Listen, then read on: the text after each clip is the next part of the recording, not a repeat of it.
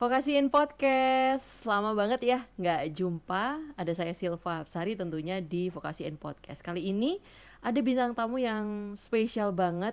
Jadi kita bakal membahas kecemasan, stres, depresi yang memang erat banget karena udah jelang akhir semester. Biasanya teman-teman vokasioner ini udah sibuk nugas, sibuk ada yang harus ngejar deadline tugas akhir dan sebagainya. Dan ini pasti kita merasa setiap harinya suka ngerasa burnout. Nah, membahas tentang kesehatan mental sudah ada di depan saya, ada Mbak Psikolog Dara Daniar. Selamat sore. Selamat sore Bu Silva. Sehat Bu Silva? Alhamdulillah. Sehat mental nggak?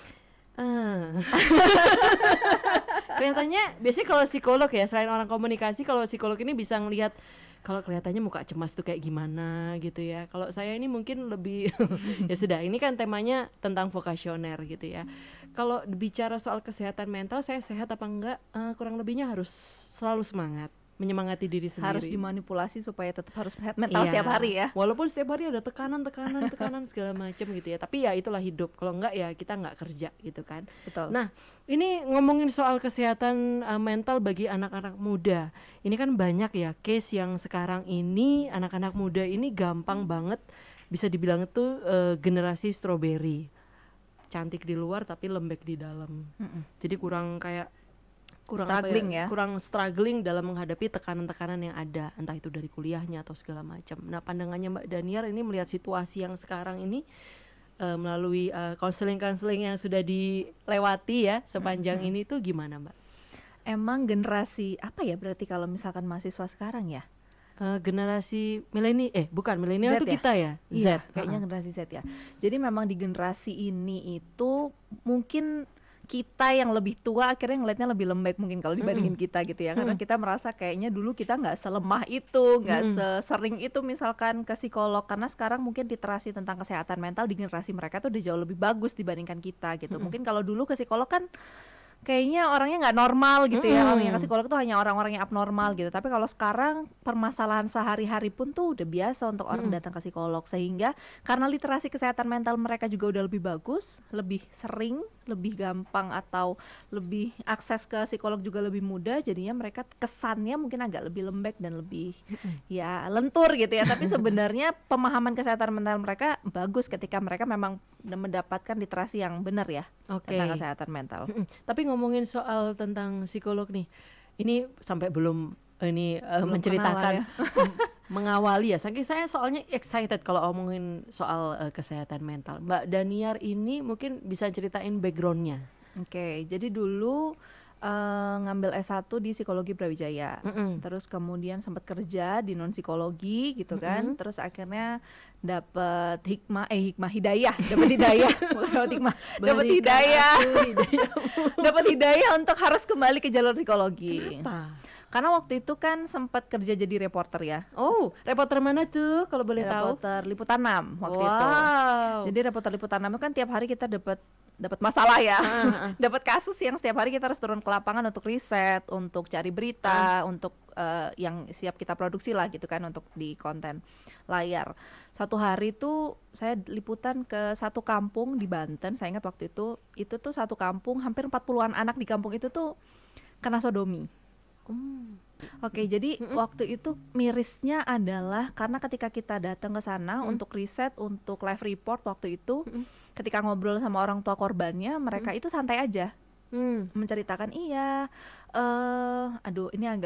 agak kasar ya. Jadi misalkan ada organ dalam tubuhnya anak saya itu yang berdarah tiba-tiba gitu.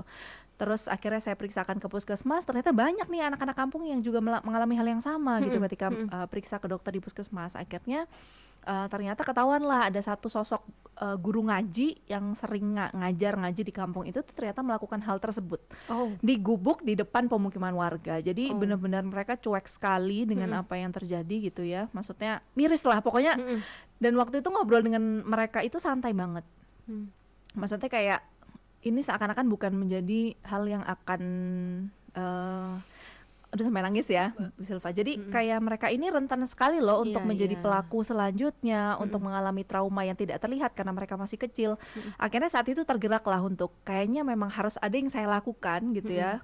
Ya karena saya punya latar belakang psikologi, tapi ketika saya jadi reporter saya nggak bisa ngapa-ngapain saat itu, saya cuma bisa wawancara dan segala macam. Akhirnya saat itu kepikiran lah, kayaknya bisa nih dicoba untuk masuk ke profesi psikolog. Oke, jadi hal itu yang membuat Mbak Dian Ter- Liar ini terger- terpanggil. betul, terpanggil untuk hatinya gitu menjadi ya. profesi menjadi seorang psikolog gitu ya. Untuk kegiatan sehari-hari Mbak, mungkin kesibukannya. Kalau sekarang sih paling sering memang konseling ya, maksudnya hampir setiap hari pasti ada klien-klien yang konseling gitu ya. Jadi melakukan konseling, terus psikoedukasi kayak gini-gini. Yang paling sering sih kayak gitu-gitu. Oke, ini rata-rata anak muda sekarang ini apa Mbak? Tanda-tanda stres anak muda. Kalau tanda-tanda stresnya sih yang jelas gampang marah Kok misalkan. saya semua ya. Ada yang gampang marah di sini, teman-teman PSIK. Terus misalkan terlihat kayak apa namanya? Gampang marah. keringat dingin apa sih, gemeteran gitu. Secara fisik tuh kelihatan. Jadi deg-degan misalkan, terus habis itu apa namanya, mood swing kalau secara psikologis. Jadi gejalanya bisa macam-macam kalau orang mengalami stres. Tapi dari fisik kelihatan, dari psikologis juga kelihatan gitu. Jadi mood swing, terus gampang marah, apalagi Mbak? Selain Mudah itu? tersinggung. Mudah tersinggung, 3. Terus habis itu kalau secara fisik tadi misalkan tadi ya deg-degan banget, terus habis itu sering apa namanya, keringetan gitu ya, karena sering memikirkan hal-hal yang misalkan nggak perlu dipikirkan. tidak terlihat mungkin terlihat. ya, mungkin perlu dipikirkan, tapi kalau misalkan dipikirannya berlebihan kan jadi mengganggu secara fisik. Kurang tidur misalkan, itu juga bisa bagian dari orang yang mengalami stres. Oke, orang yang terus mengatasinya gimana Mbak caranya? Mengatasinya adalah dengan kita tahu dulu bahwa kita stres. Kadang kan orang ya misalkan Ada yang tadi denial ya. ya betul. Jadi misalkan tadi Bu Silva ngerasa setiap hari kan memang kita menghadapi satu masalah ya, tapi kan mau nggak mau kita tetap harus berangkat kerja, mau nggak mau kita tetap harus kuliah gitu kan, karena udah bayar misalkan. Jadi kan akhirnya kita melakukan hal untuk memanipulasi emosi negatif yang kita rasakan. Nah kadang ada orang yang hanya menolak aja, mendenial aja gitu. Nggak kok aku nggak sedih, nggak kok aku nggak apa-apa, nggak kok aku nggak stres, sehingga ya udah bekerja aja seperti biasa, berfungsi aja seperti biasa. Padahal ketika sebenarnya kita punya yang namanya self awareness atau kesadaran diri itu, kita merasa kita tahu bahwa kita tuh sedih, kita tahu bahwa kita sedang stres, tapi kita melakukan sesuatu untuk memanipulasi itu sementara. Karena misalkan tidak ada hal yang bisa kita lakukan untuk mengatasi kesedihannya dulu nih.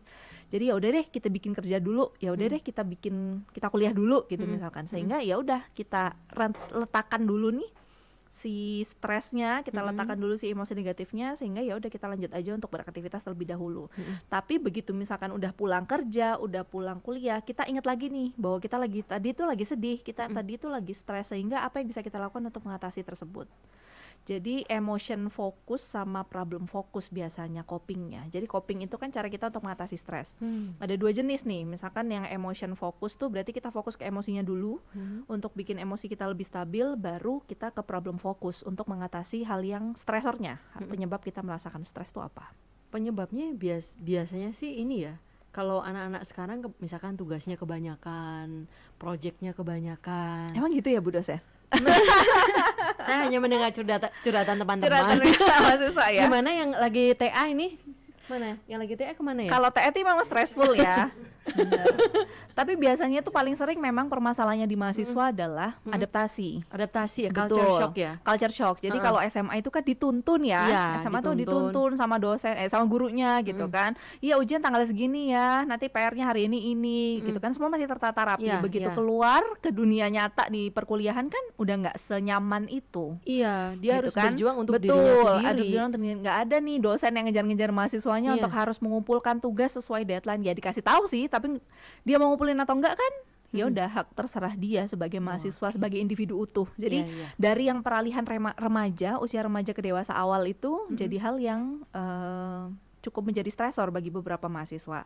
Terus belum lagi yang belum pernah ngerantau, tiba-tiba harus ngerantau, tiba-tiba datang ke Malang gitu kan, yang nggak pernah tahu Malang kayak gimana, misalkan dulu kotanya kota yang panas banget, tiba-tiba harus kedinginan setiap hari misalkan.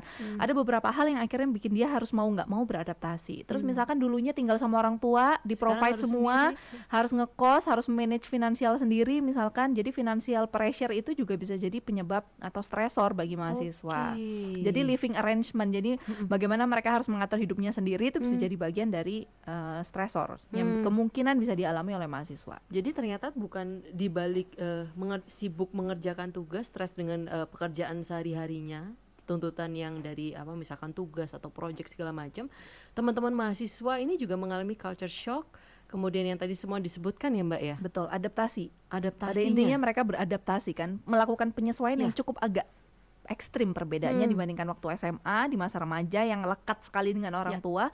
Sekarang di masa dewasa awal, peralihan ke usia dewasa awal dengan struktur akademik yang sangat jauh berbeda dengan SMA, mereka beradaptasi dan menyesuaikan diri kan di situ. Nah ini caranya biar menjadi pribadi yang tangguh untuk bisa adaptable nih gimana Mbak? Ya memang harus punya resilient ya gitu untuk pribadi yang tangguh. Yang paling simpel sebenarnya belajar untuk memanage stresnya dulu deh gitu. Jadi memanage stres itu kayaknya nggak harus mahasiswa aja yang butuh, tapi dosennya juga pasti butuh, semua orang juga pasti butuh karena setiap hari kita punya stresornya masing-masing. Tapi ketika kita punya stress management, kemampuan manage stres yang bagus tuh sebenarnya jadi modal kita untuk hidup sehari-hari sampai ini life learning proses ya. Jadi sampai kita nanti tua, sampai kita nanti sampai akhir hayat kita lah itu masih dipakai dan semakin jam terbangnya tinggi sebenarnya semakin bagus.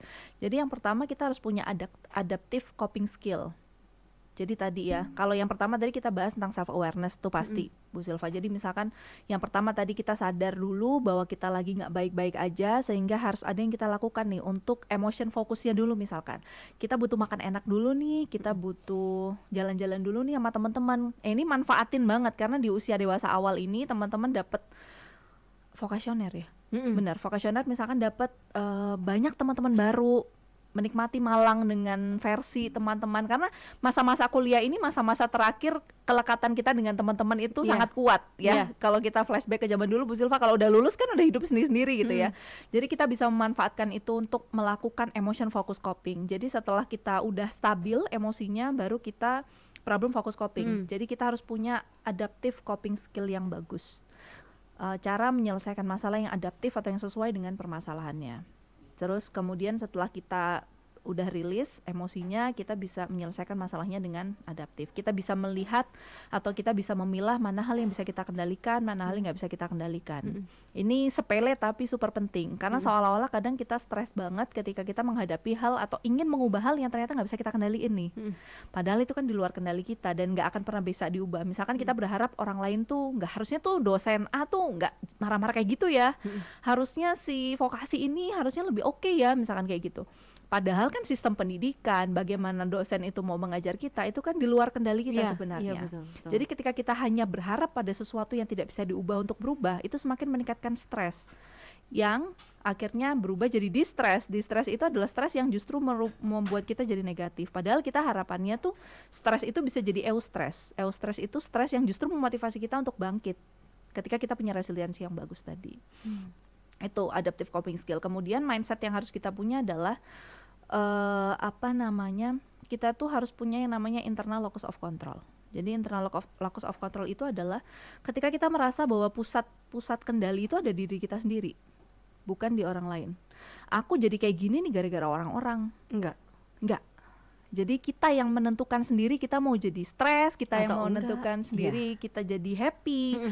Jadi jangan terus-menerus menyalahkan situasi dan hal-hal di luar kendali kita, atau yang namanya external locus of control ketika kita akhirnya membuat merana sendiri dong, jadi orang yang paling sengsara dong. Padahal stres itu kita yang buat, dan kita yang bertanggung jawab untuk memanage stres itu sehingga kita bisa jadi lebih tangguh lagi dan ya menjalani aktivitas dengan lebih berfungsi lagi sebagai manusia. Gitu. Oke, wow, ini banyak bahasa-bahasa baru, kosakata baru yang benar-benar bisa berarti nih untuk teman-teman ya, yang bisa teman-teman lakuin untuk mengatasi stres. Nah, tentunya ini karena waktunya sudah mepet. Cepet banget ya. Ini pesan Kak Daniar nih untuk teman-teman vokasioner biar cepet bisa merilis stresnya. Oke. Ini gimana? Pesannya sederhana aja, tetaplah jadi manusia biasa aja. Karena manusia biasa itu bukan malaikat, bukan dewa yang tidak pernah salah, bukan kita yang nggak pernah bisa mengatasi masalah. Manusia itu pasti mengalami kesalahan, pasti mengalami kegagalan. Jadi just being a human being aja, gitu. Karena ketika kita sadar bahwa kita manusia, berarti kita memperbolehkan diri kita untuk gagal, memperbolehkan diri kita untuk melakukan kesalahan, dan kita bangkit dari hal tersebut. Iya. Karena hari-hari yang kita lakukan tugas kita sebagai manusia adalah bangkit dari masalah dan bangkit dari kegagalan. Kayaknya itu aja deh. Sadar bahwa kita tuh manusia biasa aja gitu. Iya loh. betul. Kita Jadi, bukan kita bukan superhuman. superhuman gitu, bukan Wonder Woman, apalagi buat cewek-cewek yang multitasking gitu misalkan. Jadi kita tuh manusia biasa loh, bahwa kita tuh boleh merasakan stres. Ya boleh. Justru kalau kita sadar kita stres tuh kita tahu cara mengatasinya, dibandingkan kita mencoba mengalihkan ketika kita stres, Betul. merasa bahwa kita adalah orang yang bisa mengatasi segala masalah. Justru sebenarnya di dalam, deep down dia struggling banget. Iya. Ya namanya manusia pasti ada masalah, Betul. pasti ada macam-macam, itu manusia. Kalau enggak kan robot ya Mbak ya. Betul, kita kan bukan robot ya. Iya. Semua kan nggak bisa diukur, semua nggak bisa diatur. Jadi ya emosi kan. Iya, kuncinya nerimo aja, vokasional nerimo dan dilakoni wae ngono ya. Jalanin aja pokoknya. Jalanin aja. Jalanin Keep aja. struggling. Nah, Betul. ini terakhir kalau teman-teman pengen kontak Kak Daniar ini. Nah, jadi mulai sekarang juga semoga vokasional literasi kesehatan mental juga meningkat gitu ya. Ya. Karena sekarang udah bukan zamannya hanya orang yang stres banget atau yang udah abnormal banget yang datang untuk konseling ke psikolog. Banyak sekali klien-klienku itu Bu Silva yang hanya mental health check up aja setiap bulan misalkan. Jadi itu sudah menjadi commons yang hal biasa lah untuk dilakukan oleh anak-anak muda, khususnya para mahasiswa. Nah, kalau misalkan mau konseling bisa lewat IG. IG-nya? Di @daradaniar. Nanti ada tulisannya ya, diedit ya. Oke, nanti kita Ada cantumkan Daniar. di caption. Betul. Oke, thank you Kak Daniar. Terima kasih Bu Silva kesempatannya. Senang banget bisa ketemu langsung dengan psikolog handal dan juga ya ini istilahnya psikolog yang super luar biasa, muda tapi Amin. sangat hebat ya. Thank you vokasioner, yang pasti teman-teman harus menjadi manusia biasa, dijalanin aja, dilakuin dan jangan cemas-cemas ya. Tentu dan Kayak self talk ya. Hah? Kayak self talk ya. Iya, kerasa ya. See you di next Vokasi in Podcast.